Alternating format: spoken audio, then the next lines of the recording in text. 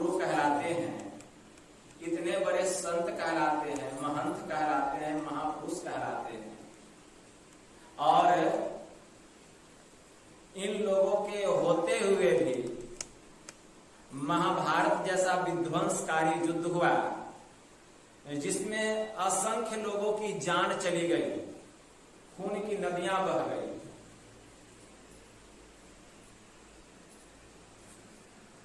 वे अपना मन का शंका उनके पास रखते हैं और कहते हैं, गुरुदेव आप जैसे महापुरुष जगत गुरु और महायोगेश्वर भगवान महायोगेश्वर श्री कृष्ण के रहते हुए भी महाभारत जैसा विध्वंसकारी युद्ध हुआ, यह ठीक नहीं हुआ। आप लोग चाहते तो उसको रोक भी सकते, लेकिन आपने ऐसा क्यों नहीं किया? आप तो संत हैं। वेदव्यास जी महाराज कहते हैं कि देखो जन्मजय, हम लोगों ने रोकने का बहुत प्रयास किया, लेकिन क्या करोगे, होनी को कौन टाल सकता है? होनी को कोई टाल नहीं सकता है।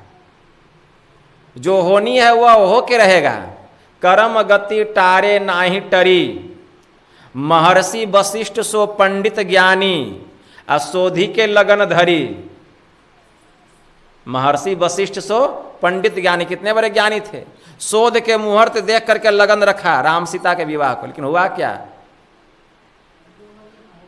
हुआ क्या? ऐसे इतने बड़े महर्षि वशिष्ठ मुनि, और उन्होंने ही पत्रा निकाला था भगवान श्री राम और सीता के विवाह का कि शुभ मुहूर्त है, लेकिन हुआ क्या?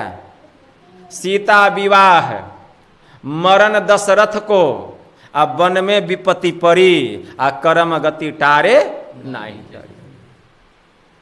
तो जो होना है वह तो हो के रहेगा, उसको कोई मिटा नहीं सकता है।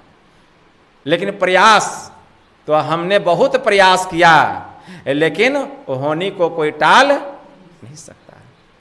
यह सुनकर जन्मजय ने कहा, नहीं गुरुदेव, मैं इस बात को नहीं मानता हूं, मैं विधाता के विधान को नहीं मानता हूं कि जो भाग्य में है वह होके रहेगा, बल्कि हम जैसा करेंगे वही होगा, हम जैसा सोचेंगे वही होगा। यह सुनकर महर्षि वेदव्यास जी महाराज कहते हैं, बेटा ठीक है, तो हम तुम्हारा जन्म कुंडली निकाल के बतला देते हैं, और तुम उसको अपने भाग्य को बदल के दिखा दो। मैं तुम्हारा भाग्य बता देता हूं कि तुम्हारे भाग्य में क्या क्या है, लेकिन अपने भाग्य को बदल के दिखा दो तुम। कहा ठीक है, आप बतला दीजिए। तो वहीं पर वेदव्यास जी महाराज कहते, सुनो, आज से 2 साल के बाद तुम्हारे राजमहल में एक कोतवाल बड़ा ही सुंदर काला घोड़ा लेकर के आएगा, और तुम उस काले घोड़े की सवारी भी करोगे। कहा गुरुदेव, कोतवाल घोड़ा लेके आएगा ठीक है, लेकिन मैं घोड़े की सवारी करने वाला नहीं हूं। कहा ठीक है, हम भी रहेंगे देख लेंगे, हम भी रहेंगे देख लेंगे। इतना ही नहीं राजन, और सुनो, उस घोड़े पर सवार होकर तुम सवारी ही नहीं करोगे, बल्कि सवारी करते हुए तुम नदी के किनारे जाओगे। और जब नदी के किनारे जाओगे तो वहां तुमको एक रोती हुई स्त्री की आवाज सुनाई देगी। देखिए, जन्म कुंडली बतला रहे हैं उसका, और रोती हुई स्त्री की भाग्य बतला रहे हैं, आवाज सुनाई देगी, और उस स्त्री की आवाज को सुनकर तुम उसके समीप भी जाओगे। कहा गुरुदेव, जब मैं घोड़े पर ही सवार नहीं होऊंगा तो फिर नदी के किनारे हो या समुंदर के किनारे हो कैसे जाएंगे? और रोती हुई स्त्री की हमको आवाज कैसे सुनाई देगी जब जाएंगे नहीं?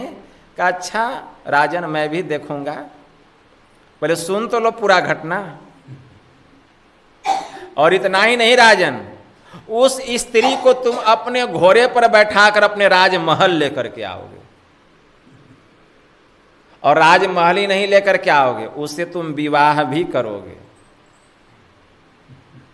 विवाह भी करोगे। इतना ही नहीं राजन, और सुनो, उसके कहने पर तुम अपने राजमहल में बहुत बड़ा यज्ञ करवाओगे,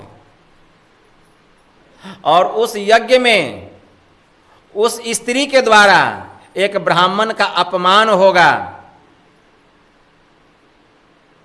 और जब ब्राह्मण अपमानित होगा तो वह इसको कुछ कहेगा उस स्त्री को, जिससे वह जल भून करके तुमको कहेगी कि जल्दी से इसका गर्दन काटिए, और उसके कहने पर तुम उस ब्राह्मण का गर्दन भी काटोगे।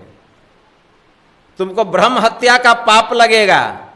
अब ब्रह्म हत्या का पाप ही नहीं लगेगा, उस ब्रह्म हत्या के पाप के कारण तुम्हारे समूचे शरीर में कुष्ठ रोग हो जाएगा, और उसी कुष्ठ रोग से ग्रसित होकर के एक दिन तुम्हारी मौत हो जाएगी। जाओ, मैंने तुम्हारा भाग्य बतला दिया, अब बदल करके दिखला दो। भाग्य बतला दिया, अब अपने भाग्य को तुम बदल करके दिखला दो। अब तो राजा था, डर तो लग ही जाता है। कितनों में तो संत थे, महर्षि वेदव्यास जी महाराज साधारण पुरुष थे, संत थे। डर लग गया, बेचारा जा रहा था तीर्थाटन करने, हिम्मत नहीं हुई, अब वापस राजमहल लौट आया। ठीक है ना, और चिंता तो हो ही जाती है।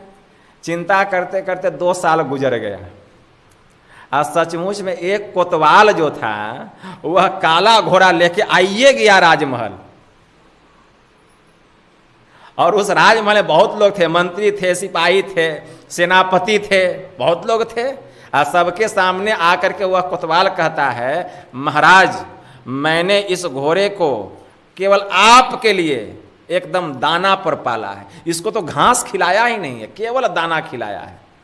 महाराज यह मजबूत घोड़ा है, और मैंने आपके लिए इस घोड़े को तैयार किया है। महाराज इस पर चढ़ करके आप जहां जाना है जाइए। ठीक है ना। जैसे काला घोड़ा पर नजर पड़ी राजा जन्मेजय को, वेदव्यास जी महाराज की बात याद आ गई। कहा जल्दी हटाओ इस घोड़े को, जल्दी मेरे नजर से हटाओ।